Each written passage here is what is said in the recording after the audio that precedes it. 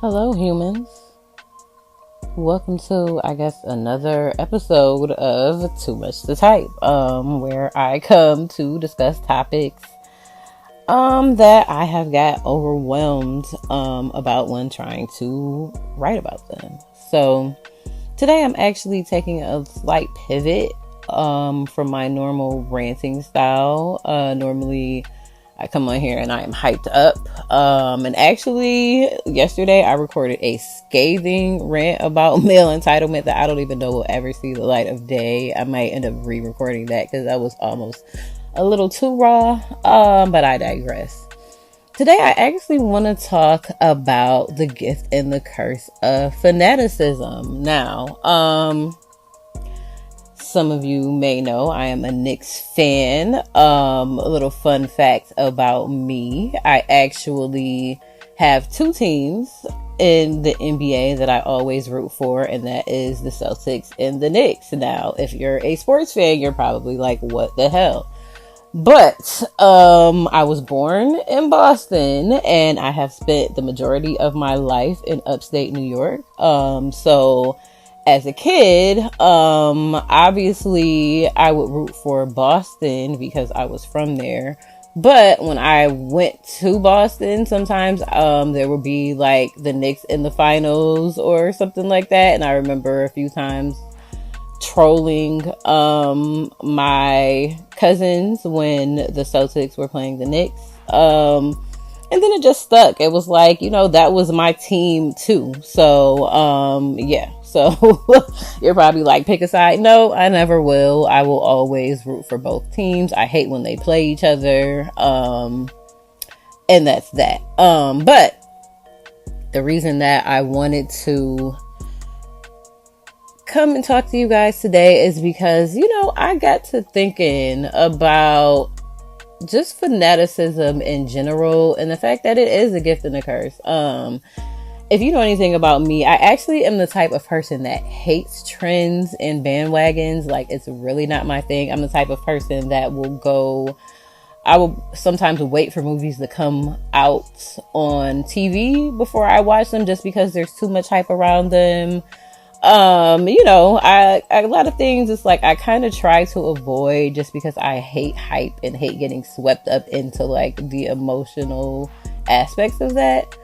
But at the same time, I'm not above it. I'm a fan of so many artists and people and, public figures. Like, I'm definitely an honorary Beehive member. I've been a Jay-Z fan most of my life.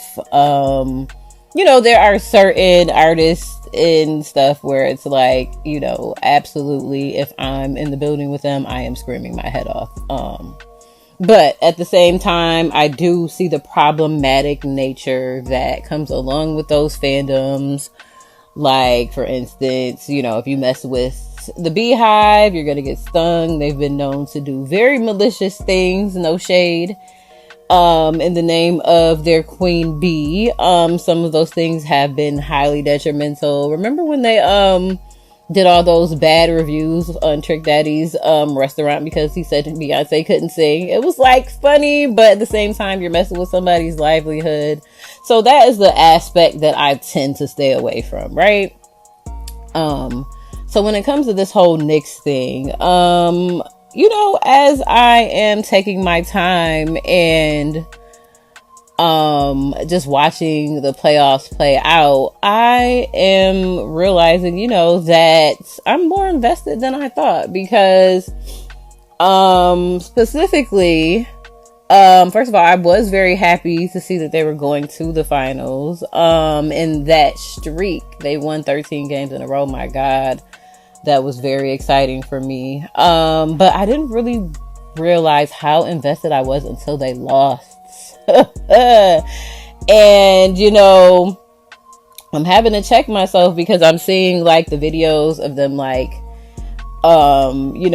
terrorizing the Spurs fans, and it's like, okay, this is wrong. But it's like, part of me is like, well, take the jersey off. You know what I mean? Like, stop walking around in New York with a Spurs jersey on.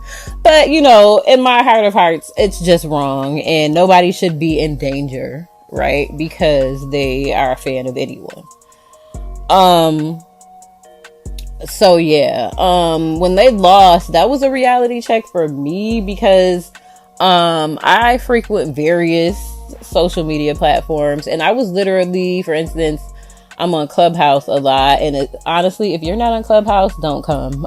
It's the Wild Wild West over there. You have been warned. But we have like a lot of conversations about many things, and I was finding myself having to leave rooms because people were coming in like, oh yeah, the Spurs did it again, and I'm like, shut up. And it was literally like, I had to like literally like put my phone down because a guy came in and said, yeah, the Spurs handled business last night, and I really think Wemby is gonna be like better than Jordan. And I was like, fuck you and Wemby. And I'm like, you know what, might be time for a little break.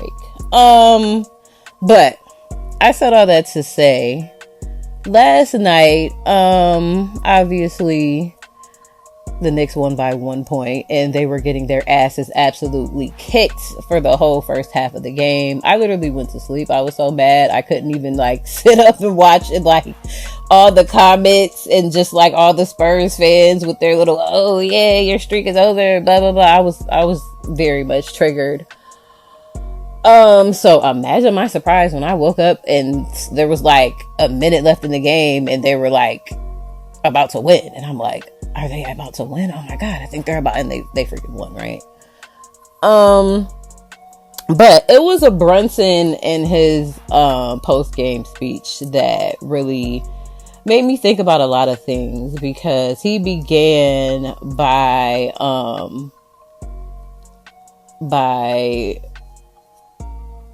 giving condolences to a young man's family who one of his literally dying wishes was to talk to Jalen Brunson. And they had actually asked him, they knew he was busy, so they're like, just send him over a video. And he's like, you know what, I'm just gonna FaceTime him. And he passed away by the next week. And that really hit home for me, just because it's like, as much as I do critique pop culture, I understand that it definitely has its place. And it's one of those things that it has gotten us all out of a dark place. No matter if, maybe you are a fan of any artist and, they came to your city and you got to shake their hand or take a picture with them. Those are the things that we keep with us. And when it comes to Brunson and the Make-A-Wish thing, it just made me think about like what basketball and these teams have actually meant to me. Like I said, I can recall being a kid, being in one of my favorite aunt's houses who has since passed away, and watching the games with them, right? And over the years, I've had moments with like friends, and literally most recently, one of my exes, we were having a conversation about basketball. He is a big football fan as well. And he started coming at my teams. He's like, well, the Celtics haven't won in forever, and I don't think the Knicks have won one since you've been alive. And I'm like, oh. And he started talking about Josh Hart. He's like, what does Josh Hart average? Like 7 points a game? And I'm like, oh, no. And I had to stop and look it up. It was like 12 or something like that. But he was like, oh, okay, I didn't know.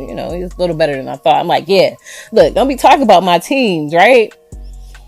But these fandoms, I think they mean a lot more to people than people realize. Like, Tracy Morgan was crying last night, and it's like people were clowning him, and on the one level, yeah, it's kind of funny because it's like, I mean, you're not on the team, right?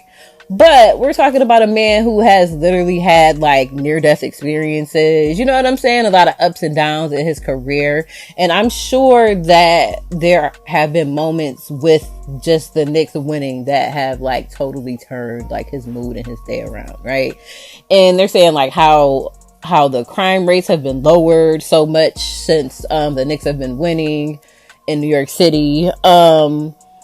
And I really feel like in that way it's a gift to a lot of people, because a lot of these fandoms are generational. Like, the father's a Knicks fan, so then he teaches the son when he's young to be a Knicks fan, and then he teaches his son. And I feel like it's like, you know, an intangible part of life. It's like the experiences that are once in a lifetime and that we can never get back. Like, that game last night was 1 in a million. It was like, you know, one of the best, if not the best comeback in playoff history. And you know, that was a once in a lifetime thing. Like, yeah, you can watch it, you know, on video forever, but to be in that moment, it was so exciting. And it was just like, brought so much joy to so many people. There were so many people that were just so excited about it, and like the city is just like, you know, in general, just like going bananas. And it's like, even as somebody who lives in upstate New York, right, the fandom is here as well.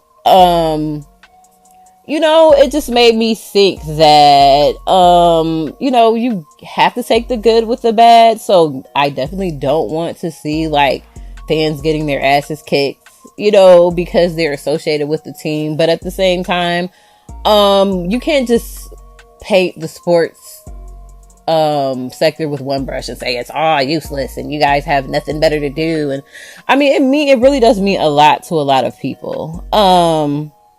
So I just came here to say that first of all, go Knicks. We got one more, and I have never wanted to see a team win so badly before. Like, I am, you know, if you want to call it a bandwagon, go ahead. But like I said, I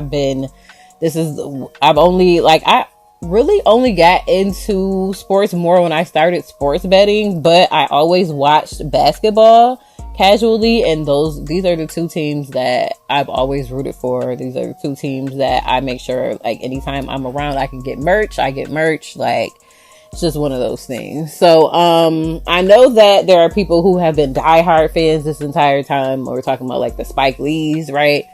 And you just can't even imagine how much a win like this means to people like him. So you know, I just wanted to come and touch bases with you guys and say, you know, no matter if it's Beyonce, no matter if it's the Knicks or whatever you're into, I encourage you guys to embrace the positive sides of fanaticism and these fandoms, because they actually do matter. And to me, it just represents, like I said, moments in time that you'll never get back, and also like doing the impossible, because all of these players were kids at one point who were just watching the game, and now they're literally living their dreams, right? And to me, that's what it's all about. I still have dreams. I still have things that I want to accomplish. And there are people who, you know, who are in the fields that I want to be in and who inspire me. And that includes music. And, you know, seeing them win, it does feel like we're sharing the win. And, you know, whether it's parasocial or not,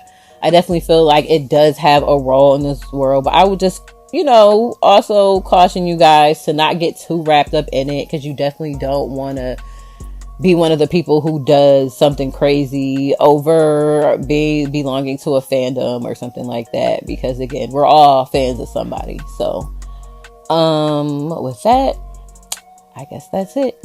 Talk to you later.